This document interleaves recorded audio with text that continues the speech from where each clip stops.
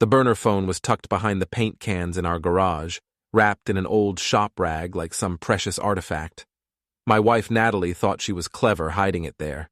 She figured I'd never look past my tools and construction supplies to find her little secret. She was wrong about that, just like she'd been wrong about so many other things during our 12-year marriage.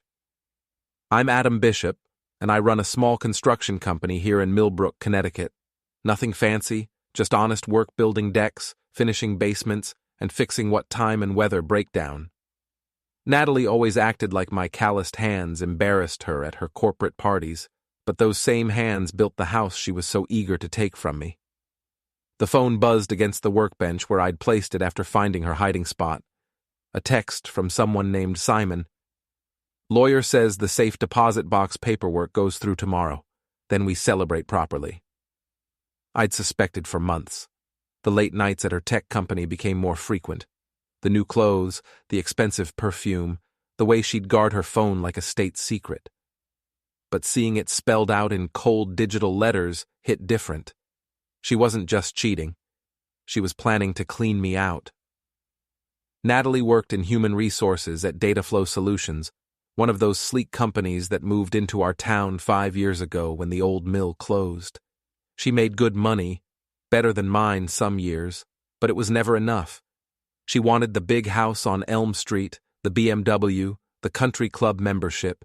She wanted a life that required 2 solid incomes, not the variable earnings of a small business owner who sometimes had to choose between paying his crew and paying himself. I photographed the text messages, going back weeks.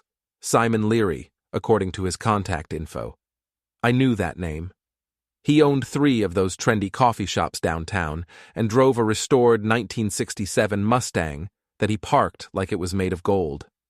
Mid-40s, always wore expensive suits, the kind of guy who'd never swung a hammer, but somehow convinced everyone he was successful. The messages painted a clear picture. They'd been planning this for 2 months. Natalie had convinced some lawyer named Vivian Cross that I was hiding assets in our joint safe deposit box at First National.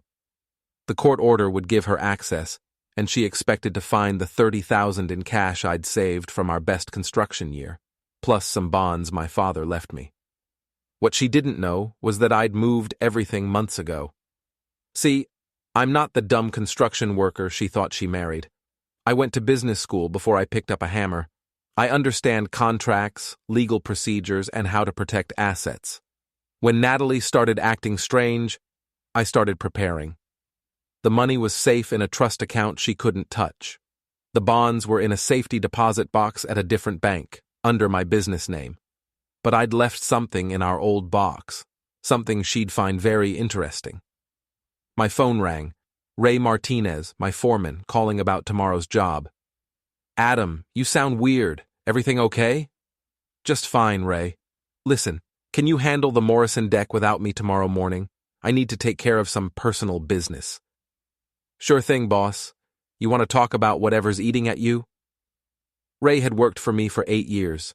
Good man, loyal, and smart enough to know when something was wrong. But this wasn't his problem to solve. Maybe later. Right now, I need to see how a magic trick works. Magic trick? Yeah. Tomorrow morning my wife's going to make our marriage disappear, but she's about to learn that the real trick is what happens after the reveal. Before we dive deeper into this story, I have one small request. Please subscribe, drop a like, comment, and hit that hype button to boost this channel so more people can discover these incredible Reddit stories. I hung up and walked back into the house. Natalie was in the kitchen, making her usual kale smoothie and checking her phone. She looked up when I entered, and for just a second I saw something flicker across her face. Guilt, maybe. Or calculation. How was work today? She asked, the same question she'd asked for 12 years. Productive, very productive. How about you? Oh, you know, same corporate nonsense. Vivian and I had lunch. She's helping me with some legal paperwork. There it was. Vivian Cross, the lawyer. Natalie couldn't resist dropping the name, probably hoping I'd ask questions so she could practice her lies. That's nice. What kind of paperwork? She turned back to her smoothie. Just some personal financial stuff, nothing you need to worry about. I nodded and grabbed a beer from the fridge.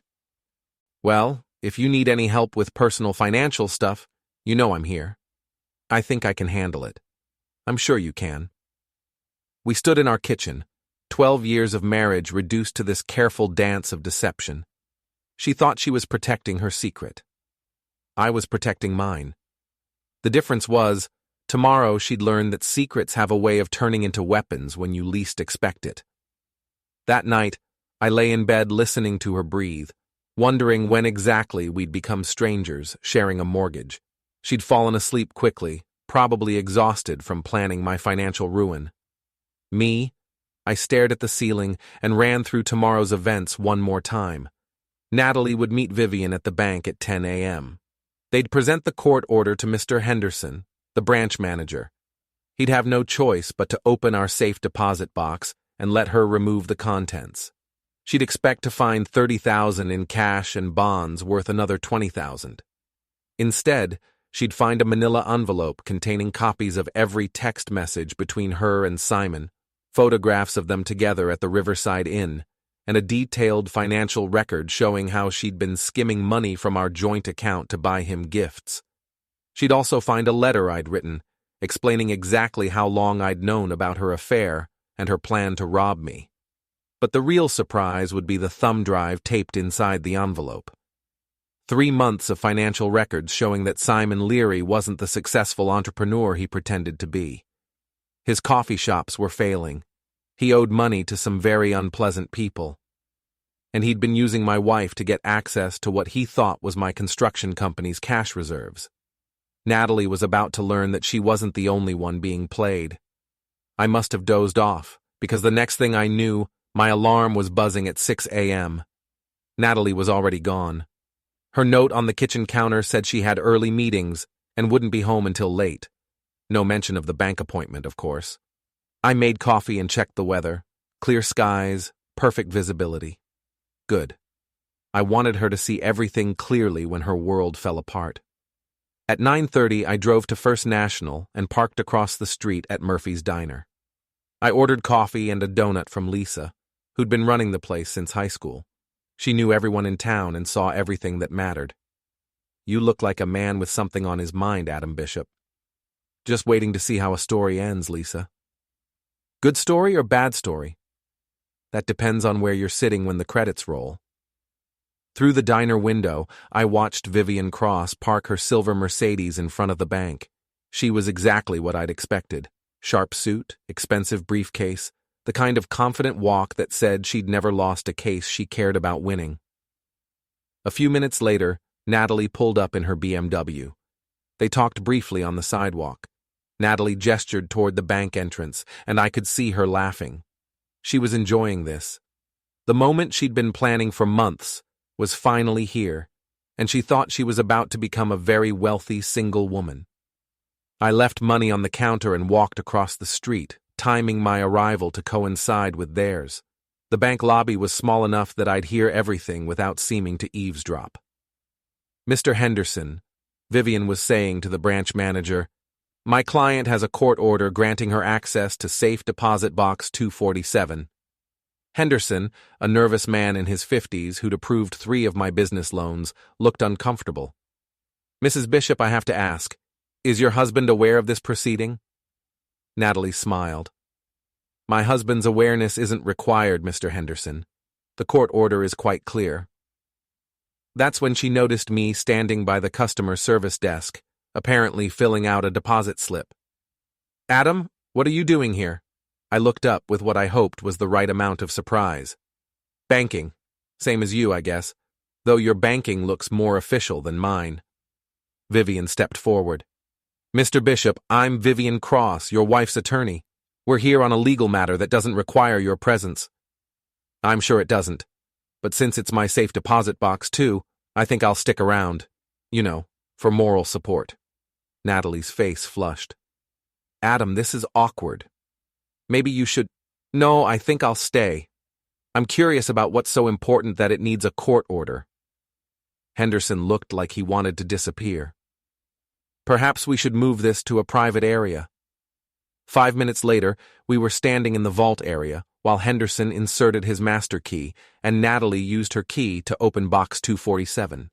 Vivian had her briefcase ready, probably expecting to catalog thousands of dollars in cash and securities.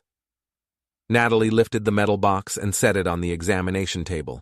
She opened the lid with the confidence of someone who knew exactly what she'd find.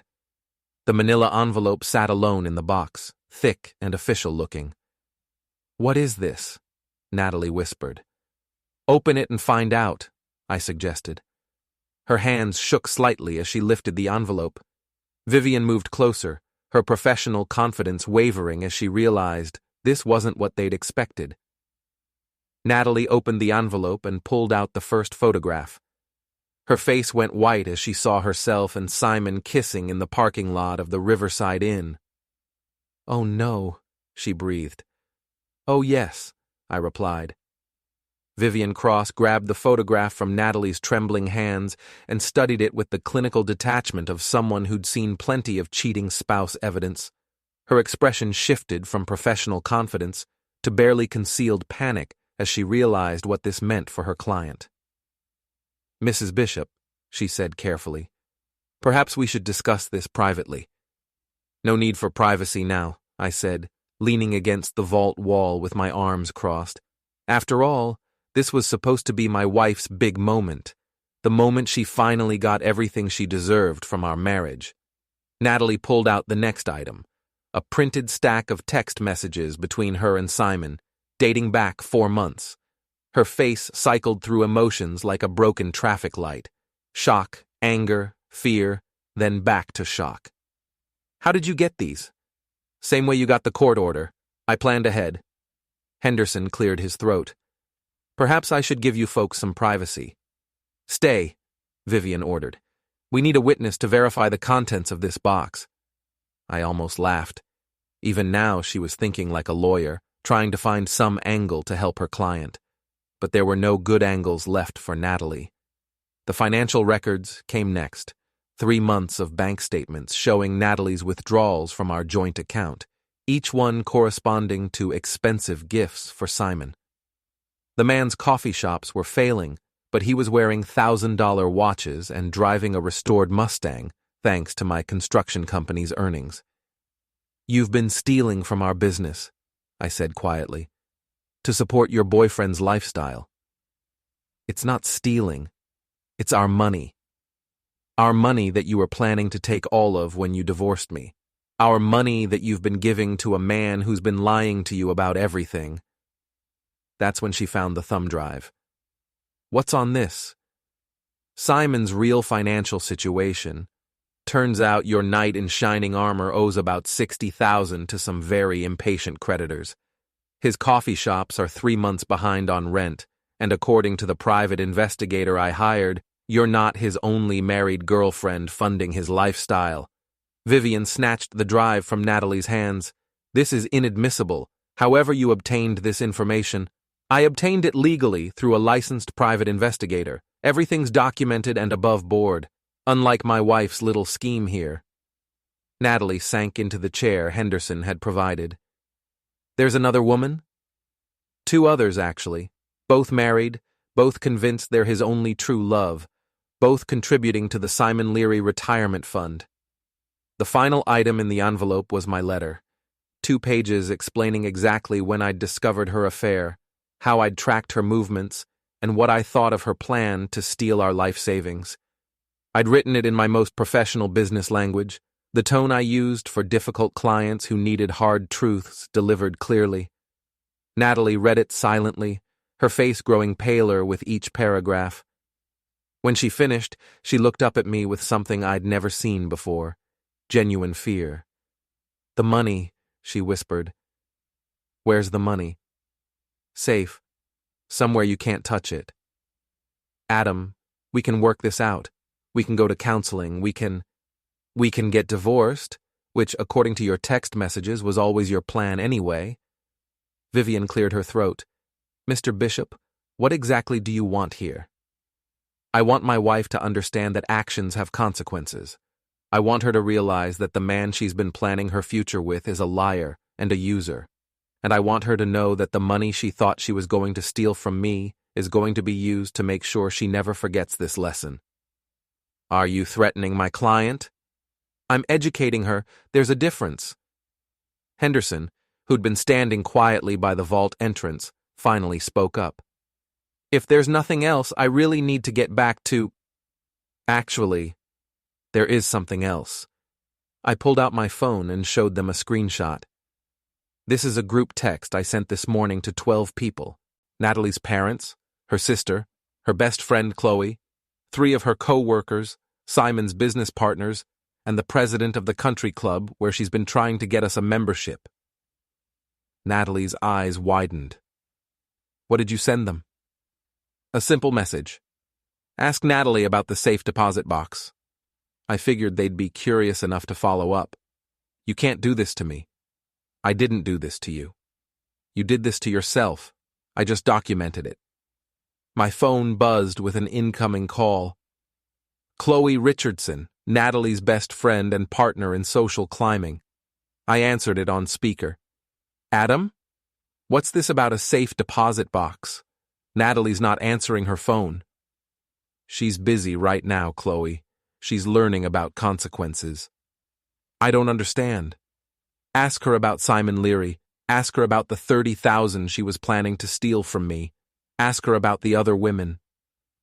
The line went quiet for a long moment. Then, other women? 2 of them, both married, both funding his failing businesses. Natalie wasn't his girlfriend, Chloe. She was his mark. I hung up before Chloe could respond.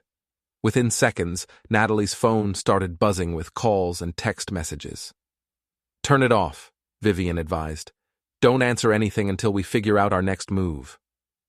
There is no next move, I said. This is endgame. Natalie looked at the evidence scattered across the table. Photographs, bank statements, text messages, financial records. 12 years of marriage reduced to proof of betrayal and theft. I never meant for it to go this far, she said quietly. But it did go this far. You got a court order to steal from me. You planned to take everything and leave me with nothing. You were going to run off with a man who's been using you the same way you've been using me. I loved him. No, you loved what you thought he represented. Success, excitement, escape from your boring life with the construction worker husband. But Simon doesn't love you, Natalie. He loves your bank account. Henderson had heard enough. I'm going to need you folks to finish this conversation elsewhere. We have other customers waiting. Vivian started gathering the evidence, but I stopped her. Leave it. All of it. This is Natalie's property now. She fought so hard to get into this box. She should keep what she found. Adam, please, Natalie said. We need to talk about this privately. We needed to talk about it 4 months ago, before you started planning to destroy our marriage. Now, we need to talk to divorce lawyers. I walked toward the vault exit, then turned back. Oh, and Natalie? You might want to call Simon before you make any more plans. I sent him copies of everything this morning, including the financial records showing what he really owes and to whom. I have a feeling he's going to be less interested in celebrating your big victory now. As I left the bank, I could hear her phone ringing again. Probably her mother this time, or her sister Jennifer. The group text had been my insurance policy. By tonight, everyone in Natalie's social circle would know exactly what kind of person she really was. I drove back to the Morrison job site, where Ray and the crew were making good progress on the deck. Honest work, clean money, the kind of life I'd built before Natalie decided it wasn't enough for her. Boss, Ray called out when he saw me. How'd the magic trick go? Better than expected. Turns out my wife's not as smart as she thought she was. And you're not as dumb as she thought you were? Something like that. My phone rang. Natalie, probably calling from the bank parking lot. Adam, we need to talk. No, we really don't. Simon won't answer his phone. His coffee shop is closed. What did you do? I told him the truth. Apparently, he doesn't handle truth very well. You ruined everything. I saved myself from being ruined by you. There's a difference. I'm coming home. We're going to discuss this like adults. Actually, you're not coming home. I changed the locks this morning. Your clothes are in suitcases on the front porch. Your car keys are in the mailbox. The silence stretched so long I thought she'd hung up. You can't do this. I can, and I did. The house is in my business name, remember? You insisted on that for tax purposes. Seemed like a great idea at the time. I'll call the police. And tell them what? That your husband locked you out after you tried to steal his life savings? I'm sure they'll be very sympathetic. Another long silence.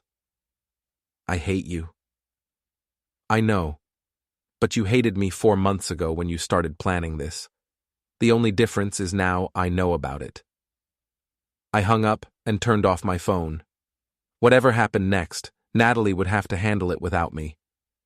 She'd wanted independence so badly. Now she could have all she could stomach. Ray walked over with a concerned expression. You okay, boss? Getting there. How's the deck coming? Should be done by Thursday. You sure you don't want to talk about whatever's going on? I looked at the work we'd done that morning. Clean cuts, solid joints, everything level and square. The kind of project you could be proud of, built to last. Sometimes, Ray, the best thing you can do is build something solid and let everything else fall apart around it. He nodded like he understood, even though he probably didn't. But he would, eventually. Everyone learns about consequences, one way or another. By Thursday morning, Millbrook's gossip network had processed the news of my marriage's spectacular collapse with the efficiency of a small-town rumor mill. Lisa at Murphy's Diner greeted me with coffee and a knowing look. Heard your wife's staying at the Riverside Inn, she said, wiping down the counter. Same place where she used to meet that Leary fellow. Ironic, isn't it? That's one word for it. Chloe Richardson was in here yesterday, telling anyone who'd listen that she never trusted Natalie anyway. Funny how people's memories change when the wind shifts. I'd expected this. Natalie's social circle was built on appearances and mutual benefit. When someone became a liability, the group expelled them like antibodies fighting an infection. Brutal, but predictable. Any word on Simon? Haven't seen him since Tuesday. His downtown shop's been closed all week. Some folks are saying he owes money to the wrong people. That matched what my private investigator had found. Simon Leary's debts weren't just business loans from legitimate banks. He'd borrowed from individuals who collected with interest rates that weren't advertised in the newspaper. My phone buzzed with a text from an unknown number. We need to meet. Today. Simon. Interesting. The man had been avoiding calls for 3 days, and now he wanted to talk.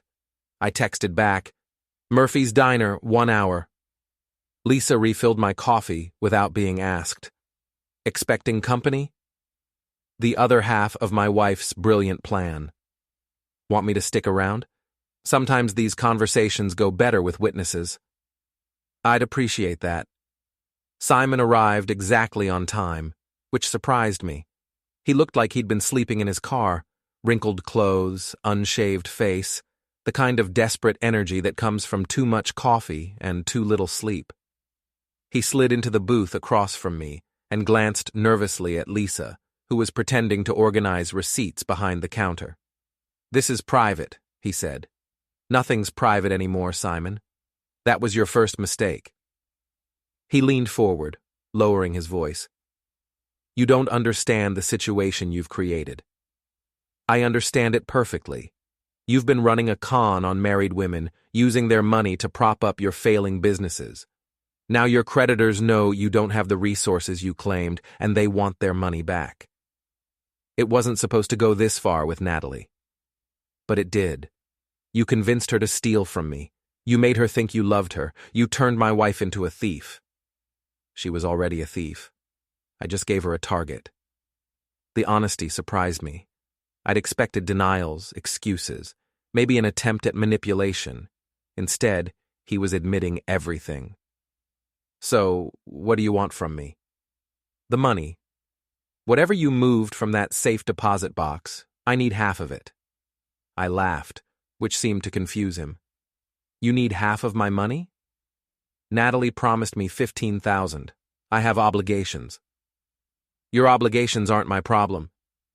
They are if you want your wife to stay healthy. The threat hung in the air between us like smoke. Lisa had stopped pretending to work and was listening openly now. I could see her reaching for something under the counter, probably the phone to call the police. Are you threatening my wife? I'm explaining reality. The people I owe money to don't care about your marriage problems. They care about getting paid. Then you should have thought of that before you started your little scheme. Simon's desperation was showing more clearly now. His hands shook slightly as he reached for the coffee Lisa had reluctantly brought him. Look, I know you hate me. I know you hate her. But she's in this mess because of me. Give me the $15,000 and I disappear. You never see me again, and your wife is safe. My wife stopped being my problem when she decided to rob me. These aren't people who make distinctions between ex-wives and current wives. I studied his face, looking for tells. He was scared, genuinely terrified, but there was something else, a calculation behind the fear that suggested this conversation wasn't as spontaneous as he wanted me to believe. How much do you owe? 40,000, maybe 50, with interest. And you thought Natalie's 15 would solve that problem? It was a start. No, it wasn't. You were planning to take all 30,000 from our account, plus whatever else you could get from the safe deposit box. 15,000 was just what you told her to keep her cooperative. His face confirmed my guess. Simon Leary wasn't just a con man. He was a bad con man who'd gotten in over his head with people who didn't accept excuses. The point is, I need money now, today, and you're the only one who has it. I'm the only one you know who has it. There's a difference. Lisa walked over with the coffee pot, a transparent excuse to get closer to our conversation. Everything okay here, Adam? Just fine, Lisa. Mr. Leary was just explaining his business model. Simon glared at her. This is a private conversation. Not in my diner, it isn't. Lisa's voice carried the authority of someone who'd been dealing with troublemakers for 20 years. You want privacy? Go sit in your car. It's okay, Lisa. Mr. Leary was just leaving. No, I wasn't. Simon's voice carried an edge now. We haven't finished our discussion. Yes, we have. You asked for money I don't owe you. I said no. That's the end of the discussion. You don't understand. I understand perfectly. You made promises you couldn't keep to people you shouldn't have borrowed from. You tried to solve that problem by using my wife to steal my money. Your plan failed, and now you're desperate. None of that is my responsibility. Simon stood up abruptly, his chair scraping against the floor. This isn't over. Yes, it is. After he left, Lisa poured herself a cup of coffee and sat down across from me. That man's in serious trouble. I know. The kind of trouble that spreads to other people.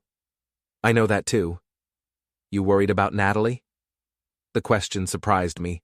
After everything she'd done, I should have felt nothing but anger toward my wife. But 12 years of marriage don't disappear just because someone betrays you. Somewhere under the hurt and rage, I still cared what happened to her. She made her choices, Lisa. Doesn't mean she deserves whatever Simon's creditors might do to her.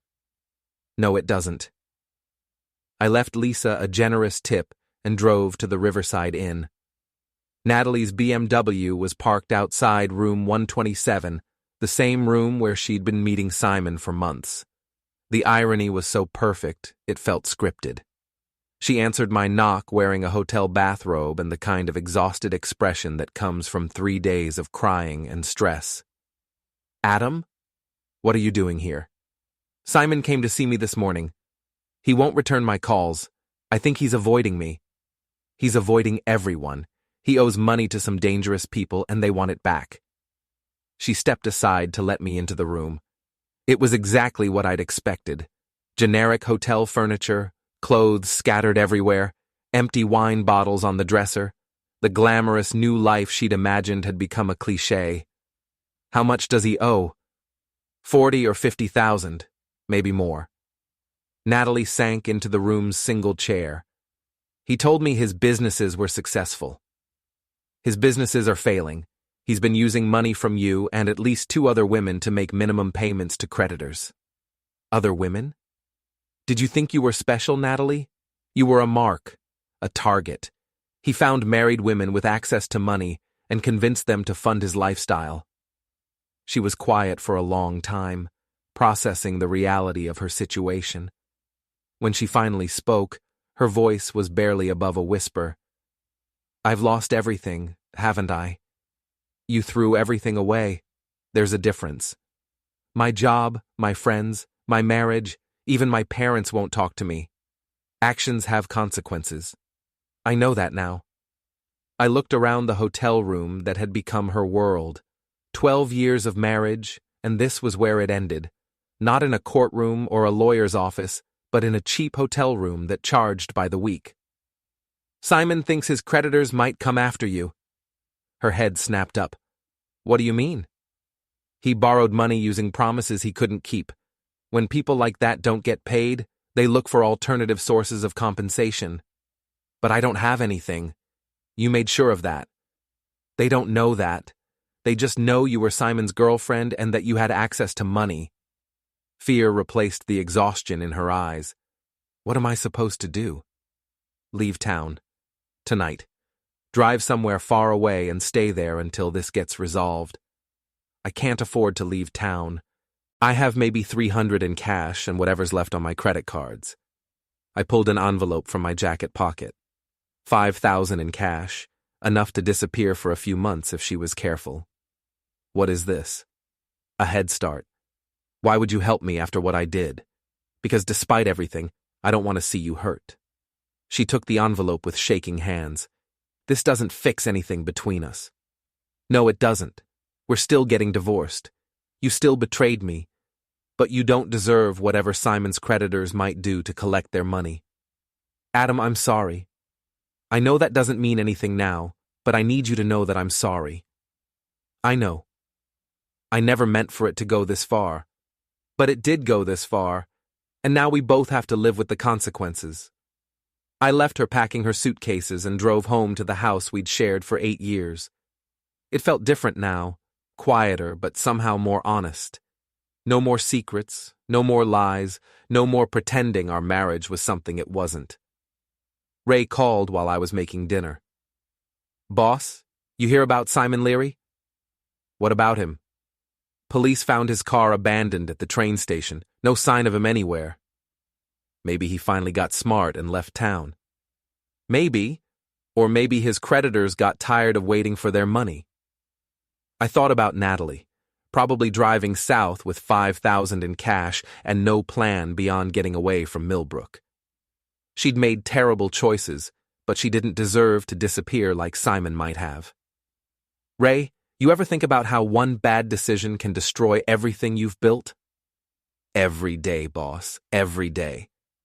Yeah, me too. That night, I sat in my kitchen drinking coffee and reading the divorce papers my lawyer had prepared. Simple, straightforward, no-fault dissolution. Natalie could have the BMW and her personal belongings. I'd keep the house, the business, and whatever money I'd managed to protect from her scheme. Clean, legal, final. My phone buzzed with a text from an unknown number. Thank you. I won't forget this. N. I deleted the message without responding. Some conversations don't need answers. Some endings don't need explanations. Outside, Millbrook was settling into another quiet evening. Tomorrow there would be new gossip, new scandals, new stories to tell over coffee at Murphy's Diner. But tonight, for the first time in months, I felt like I could breathe again. The safe had never been hers. The money had never been hers. The life she'd tried to steal had never been hers. But the consequences? Those belonged to her completely. 3 weeks later, I was replacing the kitchen cabinets when Jennifer, Natalie's sister, knocked on my front door. She looked uncomfortable standing on the porch where she'd attended so many family barbecues, holding a manila envelope like it contained something dangerous. "Adam, I'm sorry to bother you." "No bother. Come in." She shook her head. "I can't stay. Mom and Dad are still too angry about everything. But Natalie asked me to give you this." The envelope contained a single sheet of hotel stationery and a cashier's check for $5,000. Exactly what I'd given her at the Riverside Inn. The letter was short. "Adam, I can't keep this money. It feels like another lie, and I'm tired of lying. I found a job in Portland, Oregon. Nothing glamorous, but it's honest work. I heard about Simon on the news. I'm sorry for everything I put you through. You deserved better. Natalie." Jennifer was studying my face. She really messed up, didn't she? We both did. I just messed up differently. Mom thinks you were too generous, letting her leave town with money. Your mom's entitled to her opinion. What happened to Simon? The news reports were pretty vague. I'd seen the same reports. Simon Leary's body had been found in a construction dumpster in Hartford, 2 bullets in the back of his head. Professional work, according to the police. His creditors had apparently decided that making an example was more important than collecting their money. He made promises he couldn't keep to people who don't accept excuses. Jennifer nodded like she understood. Natalie could have ended up the same way. That's why I gave her the money. She knows that. That's why she's paying you back, even though she's making $8 an hour at some diner in Portland. After Jennifer left, I sat in my half-renovated kitchen, thinking about choices and consequences. Natalie had chosen to have an affair. She'd chosen to steal from our marriage. She'd chosen to trust a man who was using her. But she'd also chosen to leave town when I warned her about the danger, and she'd chosen to pay me back even though she could barely afford groceries. People aren't simple. Even the people who betray you aren't simple. Ray found me there an hour later, staring at the cashier's check. "You look like a man with something heavy on his mind." "Natalie paid me back the money I gave her. That's good, right?" "I don't know. Maybe." Ray sat down on one of the sawhorses we'd been using as makeshift chairs. "You know what I think?" "What?" "I think you're a better man than she deserved, and she finally figured that out. She made mistakes, Ray. We all make mistakes. Some mistakes are bigger than others. Some mistakes destroy other people's lives." He was right, but it didn't make me feel any better. Natalie had paid a price for her choices. Lost job, lost friends, lost family relationships, exile to a city where she knew no one. Simon had paid a higher price. The other women he'd been conning would pay their own prices when their husbands found out. Everyone pays, eventually. "You going to cash the check?" "I don't know." "What would you do with it?" I looked around the kitchen we'd been renovating. New cabinets, new countertops, new appliances. A fresh start in a house that had held too many secrets. Maybe donate it somewhere that helps people who've made bad choices and want to make better ones. Sounds like something a good man would do. I'm not a good man, Ray. I'm just a man who got tired of being lied to. Same thing, sometimes. That evening, I drove to Murphy's Diner for dinner. Lisa greeted me with her usual coffee and knowing smile. "Heard Jennifer Bishop was at your place today." News travels fast. Everything travels fast in a town this size. She looked upset when she left. "Family business. Nothing dramatic. How's Natalie doing out in Oregon?" I shouldn't have been surprised that Lisa knew where my ex-wife had gone. The diner was Millbrook's unofficial information exchange, and Lisa was its chief intelligence officer. Getting by, from what I hear. That's something, I guess. Better than what happened to her boyfriend. The diner went quiet when she mentioned Simon. His ending had shocked even people who'd known he was in trouble. Millbrook was used to scandals involving affairs and money, but not executions. Yeah, better than that. You ever think about what might have happened if you hadn't warned her? Every day. But you did warn her. That says something about the kind of man you are. It says I'm not a complete bastard. That's not the same as being a good man. Lisa refilled my coffee without being asked. Close enough for most purposes. I ate my dinner, listening to the familiar sounds of small-town evening, conversations about work and weather, complaints about local politics, speculation about who was dating whom, normal life, continuing despite the drama that had consumed my world for months. When I got home, I found Chloe Richardson sitting in her car in my driveway. She'd been Natalie's best friend and co-conspirator in social climbing. Seeing her there felt like finding a snake in my garden. Adam, I need to talk to you. I don't think we have anything to discuss, Chloe. It's about Natalie and about what happened. Against my better judgment, I let her into the house. She looked around the renovated rooms with the calculating eye of someone pricing real estate. Place looks good, very bachelor-friendly. What do you want, Chloe? I want you to know that I tried to stop her. No, you didn't. I did. When she first told me about Simon, I told her she was making a mistake. But you didn't try very hard to stop her. Chloe had the grace to look embarrassed. I thought she was just having a fling. I didn't know about the money, about the plan to steal from you. You knew enough. I knew she was unhappy. I knew she felt trapped in this town, in your marriage. I thought if she got it out of her system, maybe she'd realize what she had here. What she had here was a husband who worked 60-hour weeks to give her the life she wanted. What she had here was a man who would have done anything to make her happy. But that wasn't enough. She knows that now. Too late. Chloe was quiet for a moment, probably trying to find the right words to make herself feel better about her role in the disaster. The other women Simon was seeing, do you know who they were? Why? Because their husbands deserve to know the truth. It was the first decent thing I'd heard Chloe say in years. Maybe watching her best friend's life implode had taught her something about consequences. I'll think about it. Adam, I know you have no reason to trust me, but I want you to know that I'm sorry. For my part in this, for not trying harder to stop her, for everything. Apology noted. After she left, I sat in my renovated living room thinking about truth and consequences. The other women Simon had been conning deserved to know what their money had funded.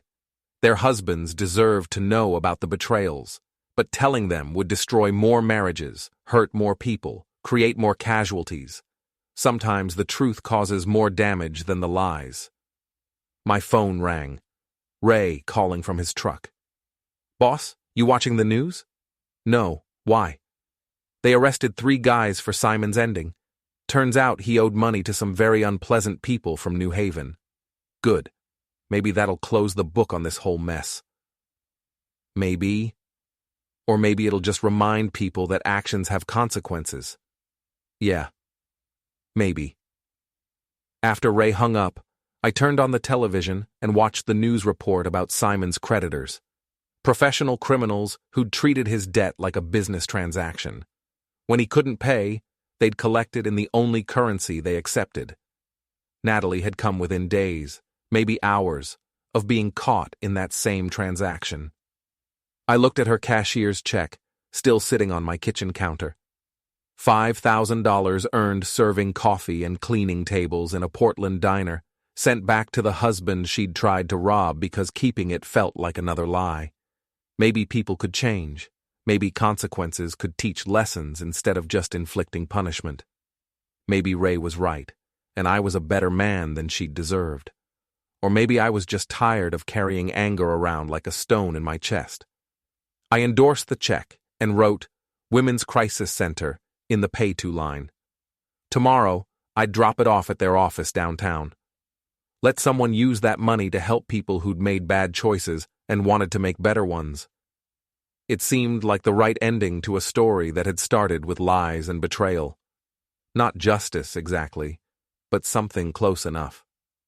Outside, Millbrook was settling into another quiet night. Tomorrow there would be new gossip, new scandals, new stories to tell over coffee at Murphy's Diner. But tonight, for the first time since I'd found that burner phone in my garage, I felt like the story was finally over. The safe had never been hers. The money had never been hers. The life she'd tried to steal had never been hers. But the choice to do something decent with the wreckage, that was mine, and I was finally ready to make it.